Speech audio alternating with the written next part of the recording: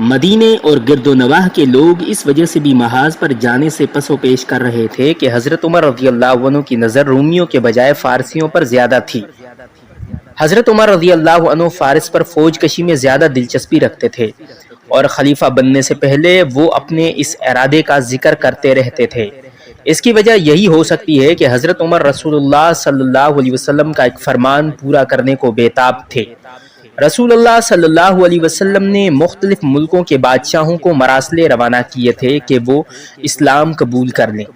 اس دعوت نامے کے جواب میں بیشتر بادشاہ خاموش رہے تھے یا کسی ایک آدھ نے تنزیہ سا جواب دے دیا تھا، لیکن فارس کے بادشاہ خسرو پرویز کا جواب سخت توہین آمیز تھا۔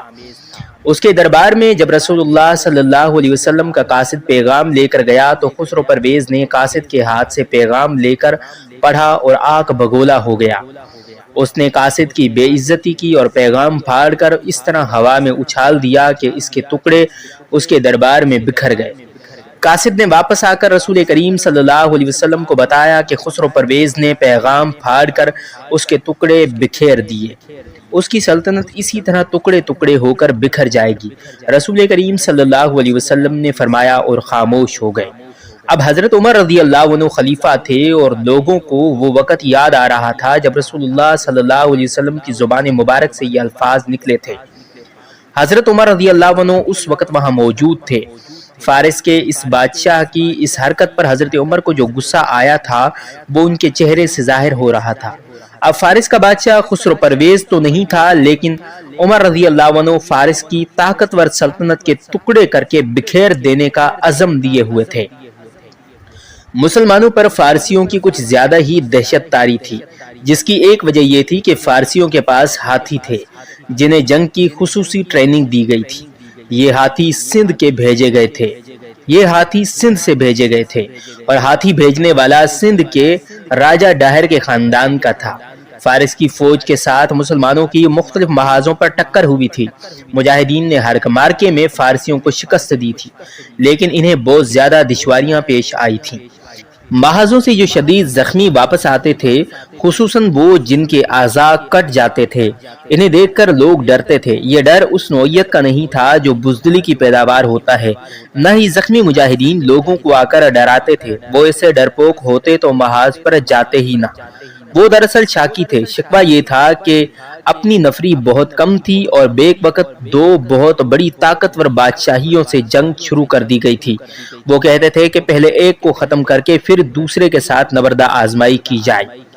مورخین جن میں مصر کے محمد حسین ہیکل خصوصی طور پر قابل ذکر ہیں، لکھتے ہیں کہ حضرت عمر فاروق اعظم رضی اللہ عنہ ظہر کی نماز کے بعد باہر نکلے تو لوگوں کا ہجوم تھا۔ حضرت عمر نے ایک بار پھر کہا کہ رفیق رسول اور خلیفہ اول کی وصیت کا احترام کریں اور مثنہ بن حارثہ کو مایوس واپس نہ جانے دیں۔ محاذوں کے حالات تشویشناک ہوتے جا رہے ہیں۔ مورخین لکھتے ہیں کہ ہجوم پر سناٹا طاری ہو گیا اور لوگ ایک دوسرے کے منہ کی طرف دیکھنے لگے۔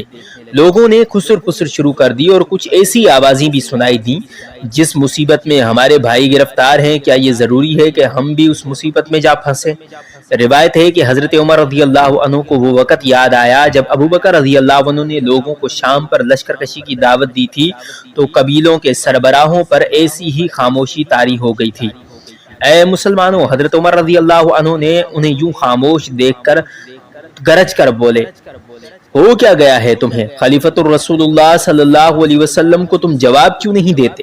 یہ تمہیں اس جہاد کی طرف بلا رہے ہیں جو مسلمان کی زندگی ہے اور جس میں موت ابدی زندگی ہے۔ تب مسلمان آگے بڑھے اور دعوت جہاد پر لبیک کہا۔ اب وہی صورتحال حضرت عمر رضی اللہ عنہ کی خلافت کے آغاز ہی میں پیدا ہو چکی تھی۔ حضرت عمر رضی اللہ عنہ پریشانی کے عالم میں اپنے گھر چلے گئے۔ حضرت عمر رضی اللہ عنہ نے وہ رات بھی جاگتے گزار دی۔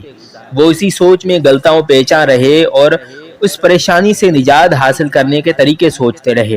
انہیں پریشانی یہ دیکھ کر ہو رہی تھی کہ سرکردہ افراد جو قائدین کا درجہ رکھتے تھے وہ گو مگو کی کیفیت میں مبتلا تھے۔ ظاہر ہے کہ قبیلوں کے قائدین کسی کام میں پس و پیش کرنے لگیں تو عوام آگے آنے کے بجائے 10 قدم پیچھے ہٹ جاتے ہیں۔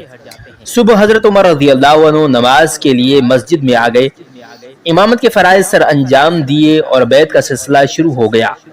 لوگوں کا ایک ہجوم تھا جو بیعت کے لیے امنڈ آیا تھا۔ اس میں کمی کے بجائے اضافہ ہوتا جا رہا تھا۔ حضرت عمر رضی اللہ عنہ نے مسجد میں کھانا کھایا اور ظہر کی نماز کا وقت ہو گیا۔ حضرت عمر نے امامت کرائی اور نماز سے فارغ ہوتے ہی اٹھ کھڑے ہوئے۔ اے لوگو، حضرت عمر رضی اللہ عنہ نے بلند آواز میں کہا، اللہ تم پر کرم کرے، میں خلیفہ کی حیثیت سے پہلا حکم یہ جاری کرتا ہوں کہ جن مرتدین کو تم نے غلام اور لونڈیا بنا رکھا ہوا ہے، انہیں آزاد کر کے ان کے رشتہ داروں کے حوالے کر دو۔